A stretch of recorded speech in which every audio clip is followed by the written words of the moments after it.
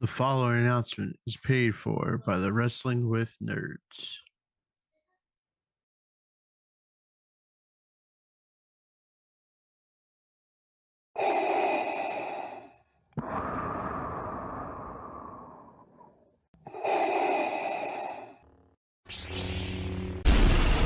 From Mordor to Hogwarts to Gotham, the nerds have come together to create a show for nerds by nerds.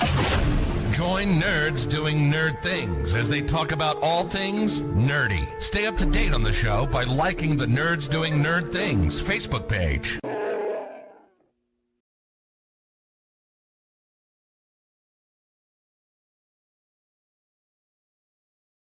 Hey there, the name's Nukem, Duke Nukem, and you're watching the Nerds Doing Nerd Things podcast.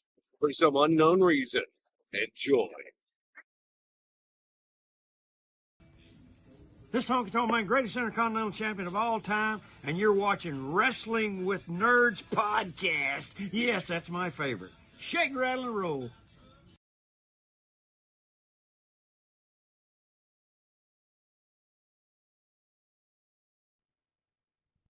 Hey everybody, welcome to a kind of random, not random, episode of the Wrestling with Nerds podcast. Ryan kind of wanted to come on and give a little remembrance talk of the people we've lost in the last 10 or so days. So Ryan, I'll let you run down the wonderful, amazing, and awesome wrestlers we fortunately had pass away within the last and a half. Yeah, it's kind of eerie because I think this is a year, almost a year to the date that we did the last one of these. Yeah. For Bray, so and Terry Funk last year, eerily similar to the exact same time for two guys. We're gonna start with Alpha. I mean, he's the after High Chief leaves us early as well. I mean, it's him and Sika are the top Samoan. They're the top of their dynasty. If you're old enough to see them in person or seen them on TV, the Wild Samoans were all way ahead of their time. They were absolute. They made you believe in a time where you couldn't just go to the interwebs and look up what Samoa looked like or what happened in Samoa. They made you feel like that no matter where you're at with these people, they could eat your face off in any moment in the nicest way possible. I've watched a little bit of their stuff. I've tried to go back and watch more and more of it as I've gotten older and heard people talk about Alpha and Sika and the Wild Samoans. But yeah, 70s, 80s, Wild Samoans were looking at the tag teams that were in the WWF, WWF, the Wild Samoans are the ones that stand out the most for the late 70s, early 80s for me. The big hair, the big bodied, they were just savages and fun to watch in an era where wrestling wasn't as high flying and exciting. They were fun to watch just because of how brutal they were. Off, of course, come back in the 1990s and was the manager for the Head Shrinkers, which was Fatu and Samu. Fatu, of course, is Rikishi. Led them to the World Tag Team titles. Samu leaves due to, I believe, a contract dispute. And the Barbarian is brought in going by his real name of Sione. And it's kind of like an old school thing because Captain Lou Albano was the manager of the Wild Samoans in the 70s and 80s. And he becomes like him and Alpha become like the managers for the Head Shrinkers. After that, the team kind of breaks up and Fatu goes on his own ways and Alpha's not used anymore. I think the Rock show kind of shed light on how fun loving the Samoans were not on TV. So Alpha is one of those ones. He's a pioneer of tag team wrestling, especially like monster savage, like Monster Savage tag team wrestling, like Brothers of Destruction and the Wild Samoans and the Head Shrinkers, and that just brutal. I mean, you think of Alpha and Sika, and you try to think about who's the closest resembling wrestler to them, and it's Haku.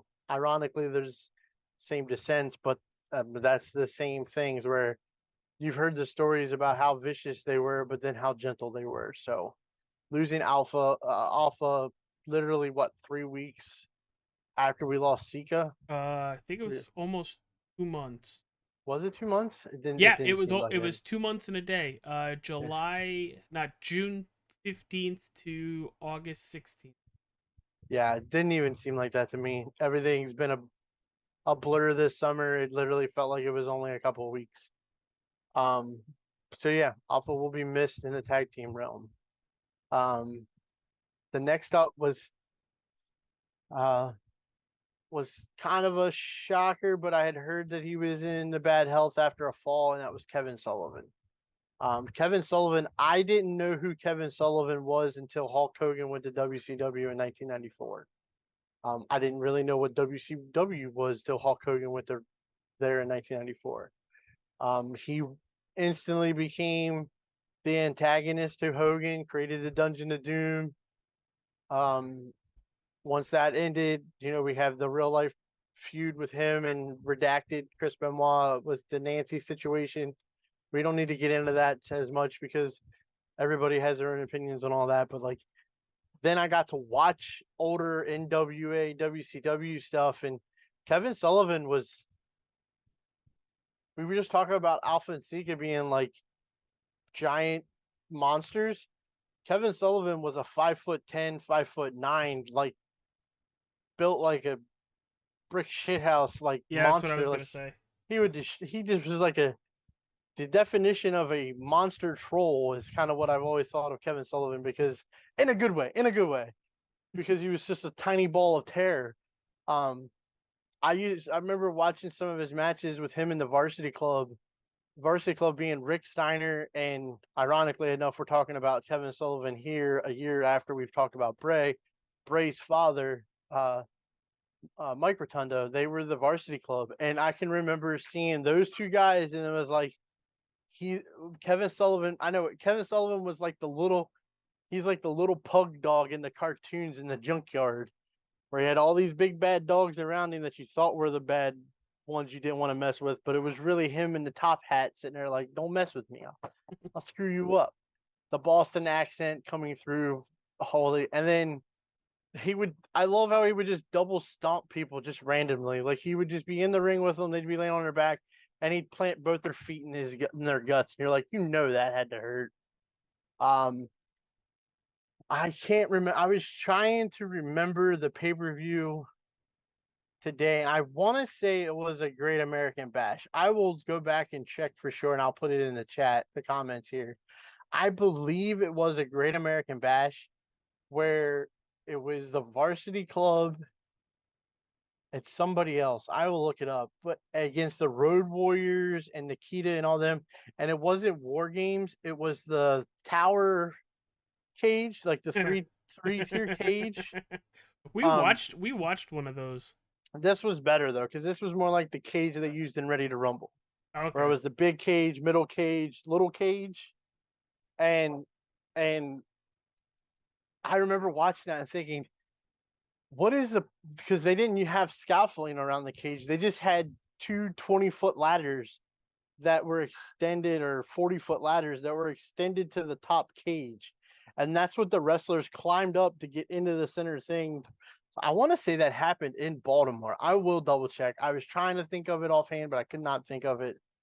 But Kevin Sullivan, I mean, you think about where WCW was starting to take off and they got ahead of WWE. Kevin Sullivan was the booker. He was the booker man. Like Pillman said, he was the booker man. He was the guy that booked a lot of what we saw in the late 90s before Russo got to WCW. It was Kevin Sullivan. So a great mind for the business. His podcast he had there towards the end was fun to listen to for a little bit. But you could tell the old age and the the ring injuries have gotten to him because like his cognitive wasn't there. And I heard he fell, and that's what has led to his demise. I did have the honor of I donated to his GoFundMe, as I do to most of the wrestlers when they post them things. I was hoping for a good outcome, and there, of course, we didn't get it. He passes away. Sorry to hear that for Kevin Sullivan. One of it the sucks. probably one of the best minds never, one of the best minds never to be in the WWE full time. It sucks even more that we don't have TJ here because he's watching WCW for our little series we're doing, and he's seeing Kevin Sullivan, and I'm seeing the next guy that we're going to talk about that unfortunately passed away earlier today. Dude, it hit me hard, and then when you sent me that message of hey, let's do a show, but Sid throughout the whole, I want to say maybe the late 80s, but through the 90s completely, uh from Sid Vicious, Sid Justice, Psycho Sid.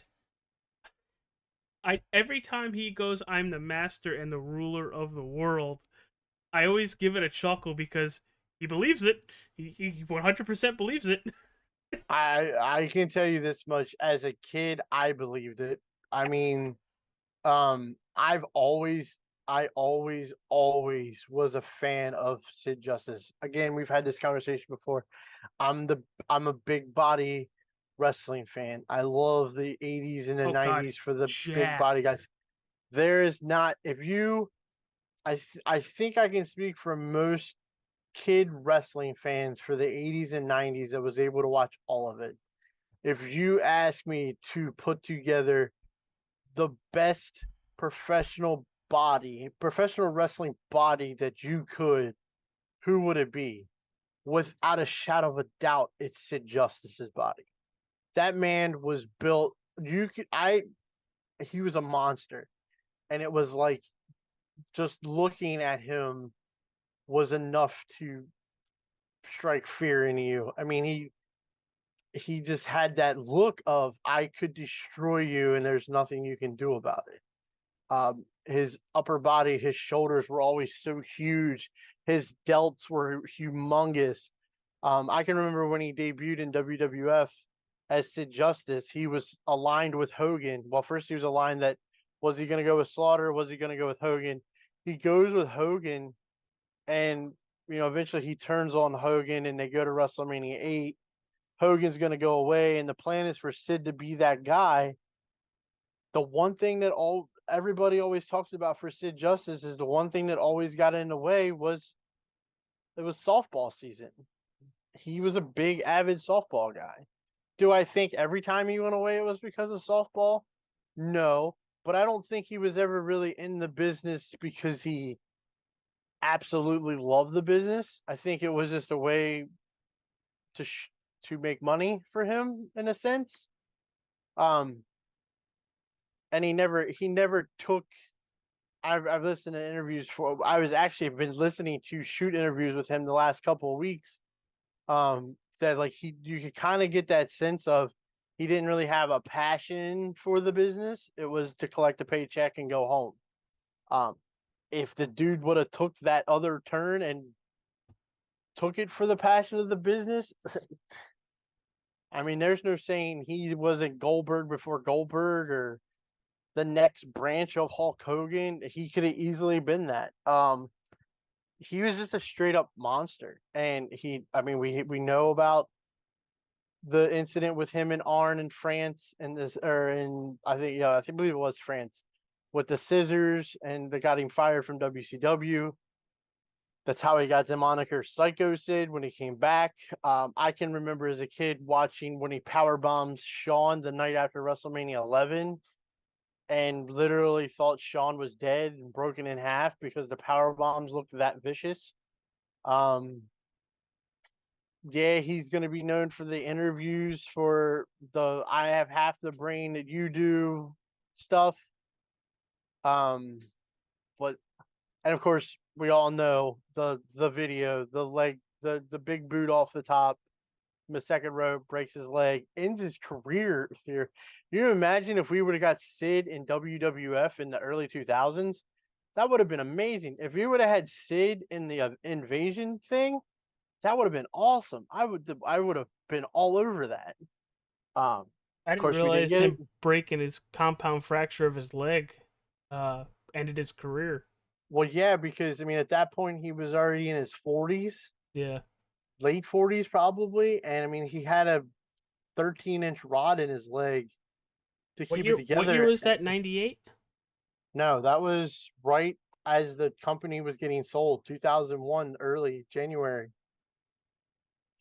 I So think think January, because I saw him in person at Starcade 2000. 23 years ago. So he was 40 when that happened. Yeah, I saw him in December of 2000 at Starcade, and I thought, oh my God, he is as big as I thought he was on TV. Um, What were you more the surprised about, seeing Sid that big and that tall, or Billy Gunn that big and that tall? Probably Billy Gunn, just because I knew you could tell Sid was huge Yeah. when you nose him against Undertaker and Kevin Nash and those guys, and he's wider than both of them. Oh yeah, he Um, even walked like it. yeah, and I always thought I'm really simple when it comes to like ring music. And if you get a chance, go on YouTube or wherever you need to, and listen to his ring music for early, not the screeching psycho music that they used in the WWF like you're watching now, but like his early Sid Justice music is one of my favorite walkout musics ever. And it's just a constant bass drum, but it is so good because it fit his walk. If you listen to the music and watch him walk, it the beat and the either the drum tap, rim tap, or whatever it is with it matches the dude's walk, and I just thought that was badass as badass could be. Um, and they did a smart thing when they introduced him as a heel there early because they put him with Harvey Whippleman. Harvey Whippleman's 4'11". Sid Justice is 6'10". It made him look like even a bigger monster. And then they did the whole stretcher gimmick where everybody he beat, he put him on a stretcher and wheeled him out. He broke Virgil's nose with a big boot on a taping. I always Like like shoot, he like shoot, like yeah, like actually. Virgil ran into his boot. I just always liked Sid. Sid was always one of my favorite wrestlers to watch. I didn't care for his interviews. I didn't care for anything. I always did love the finish. His interviews ended the same way every time. He stared into the camera, looked through the television, looked into your soul, and told you, I am the master, the ruler of the world. And nobody could tell him different. I love it, and I think I mentioned that like 5 or so minutes ago. Yeah. I it It's sucks. It and really sucks because and I this happens in the middle of me watching him. yeah, and the part that I hate more than anything, and the same goes for him as a I guess it would go for Kevin Sullivan in the They're same not in the Hall way. of Fame. And that goes for guys like Big Boss Man and and Mr. Perfect and Rick Rude and and definitely Randy Savage. Oh my God, what I wouldn't give to have a ticket to the Heavens Hall of Fame ceremony so that I could hear the 15-minute Hall of Fame speech by Randy or any of these guys. We don't get to hear that. We don't get the. I always love stories. You know me. I love when the boys tell stories, and you don't get that. And we're losing them more and more as we go, and we're not gonna have those ones to tell stories anymore because they're dead, and that's the sad part. Sid definitely deserves to be in the Hall of Fame. He's a two-time WWF champion, three-time WCW World Champion, I believe. Um, he wrestled everywhere. He showed up on ECW. He showed up in the WWF. He was a heel. He was a face. I can remember him and Vader in WCW against Sting and the British Bulldog Davey Boy Smith. They were they were the masters of the power bomb. That was their tag name. Dope. Because Sold. yeah, sold. And it was great. It's one of those things where you never know when they're gonna go, and when they go, it's like I wasn't expecting that one to be the next one. Yeah.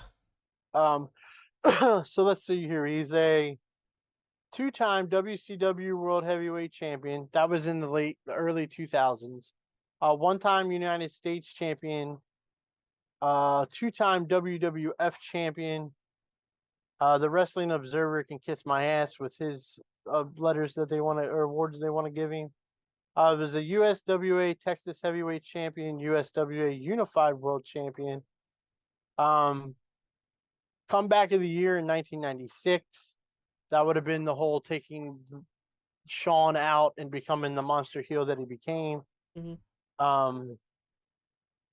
I always had he had good matches too. I can think if you want to watch a match where the crowd gets behind somebody, Survivor Series 1996 is him and Shawn for the WWF title, and this is after Shawn won the belt from Brett at WrestleMania 12, and how everybody was behind Shawn all year long.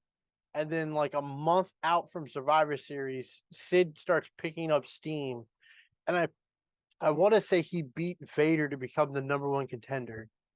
And when he got to Madison Square Garden for that Survivor Series, that crowd wanted nothing to do with Shawn Michaels being the WWF champion. When a man can strike a 60-some-year-old man in the chest with a camera on the apron and get cheered for it, you know you're over like Rover. And he was. And he should have been the champion the whole way through to WrestleMania. But the boy toy had to get his belt back and then lose his smile and lose the vacate and all that stuff. And then he got it back. And then him and Undertaker had a classic big man match at WrestleMania 13. Hogan and Sid at WrestleMania. It's not a great match.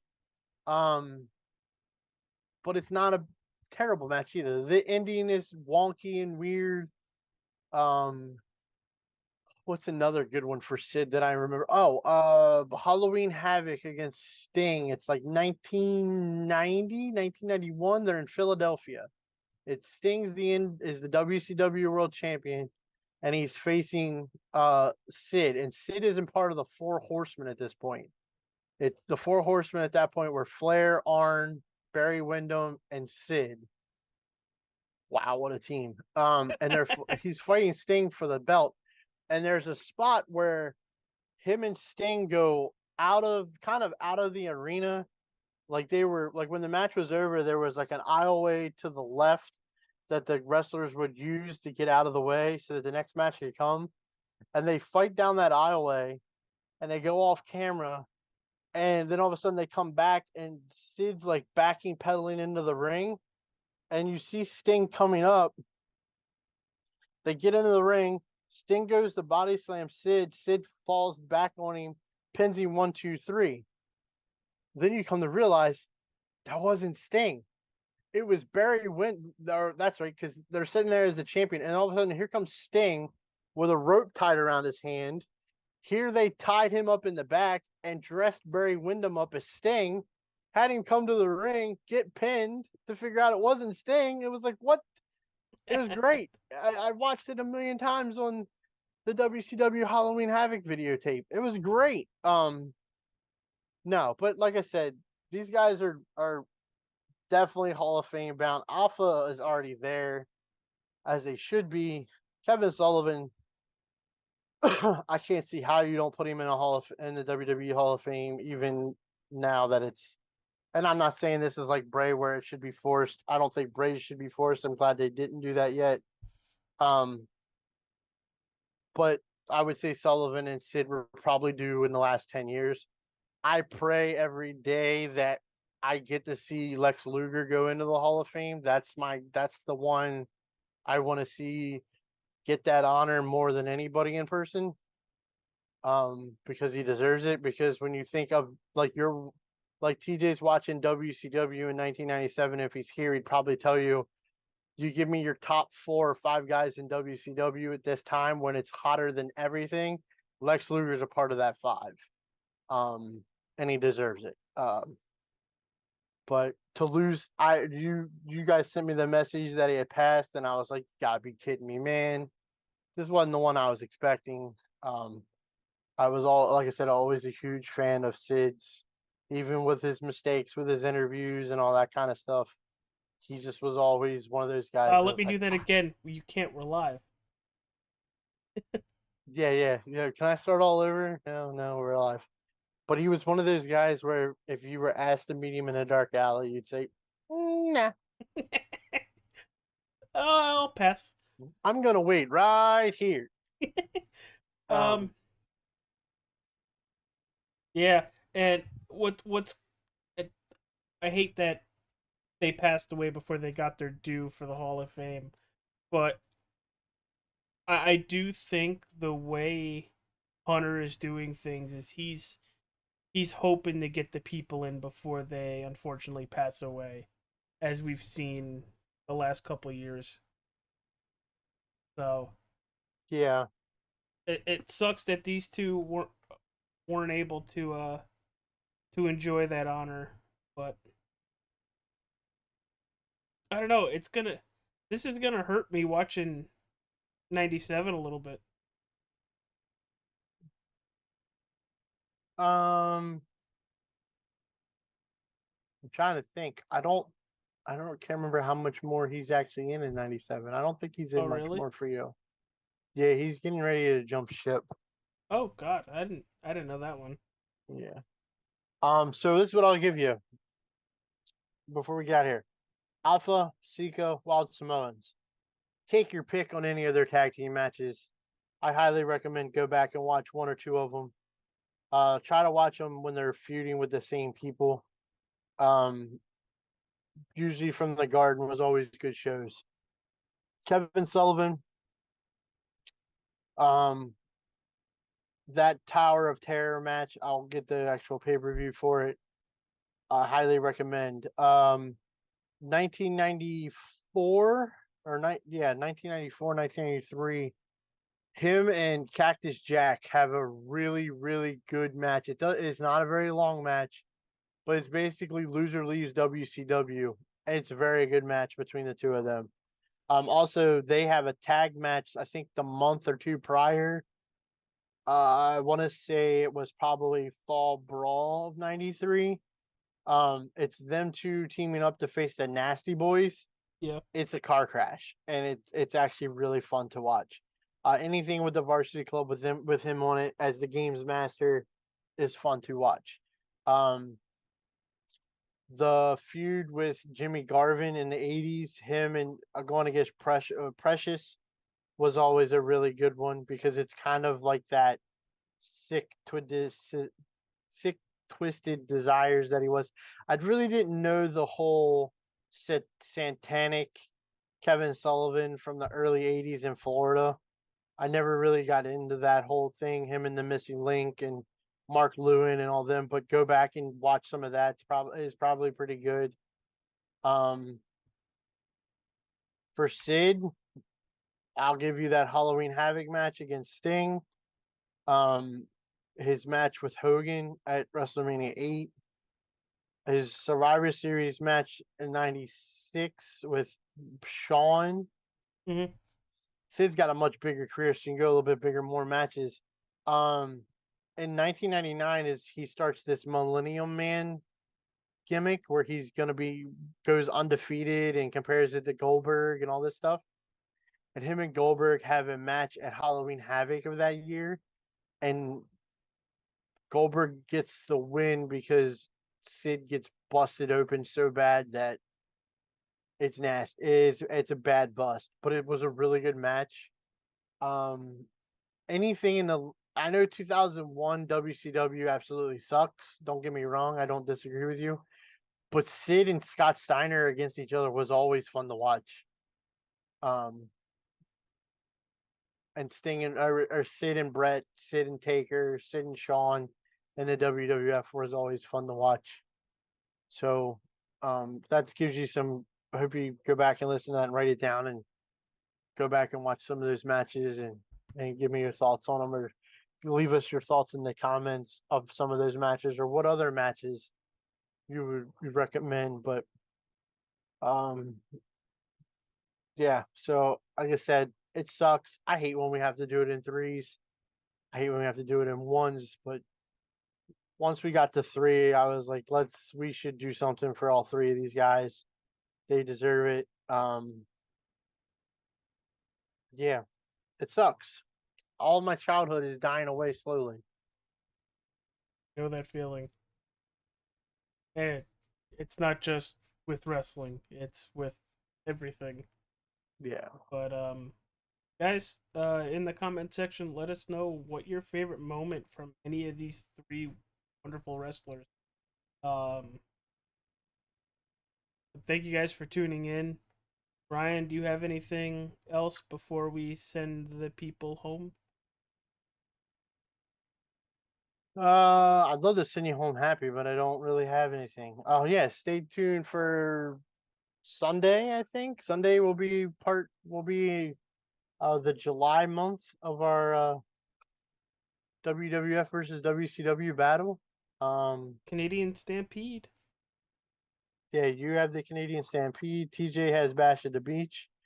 Um, And this is the we part where got TJ takes the lead. He's going to get 4 in a row. we're gonna the fall time for us is gonna be a little bit wonky. Um, there's gonna be some episodes coming up where it'll be just me and AJ doing some current stuff or some of that kind of stuff. TJ's gonna be around to do the versus battle with you. We might have a couple of guests pop in and out for the up to date ones or the now rolling ones, but for the most part, it'll probably be just me and you through the fall. TJ's becoming an old man and has got himself dived into like 6 bowling leagues. Um, and my work schedule driving a truck makes it difficult as well. Christmas time's coming. People want their Christmas packages delivered on time, so that makes more work for me. So hang tight, hang with us. It'll be fun. It'll be exciting. Maybe get a new um, point of view from maybe a special guest or two. That'll be fun. Um, but we shall see. Looking forward to it. Everybody, thank you. Not to mention, aren't we? We're really close. We're really close to our 1 year anniversary. I don't know off the top of my head right now, but I think you're right. I But I think it's the second week of September, first week, second or third week of September. you're making me look. You're making me look. Why I are you know I making me am, look? because I'm that kind of guy. Oh, I have a word for that kind of guy. But Yeah. thanks everybody for tuning in. We're gonna leave you with.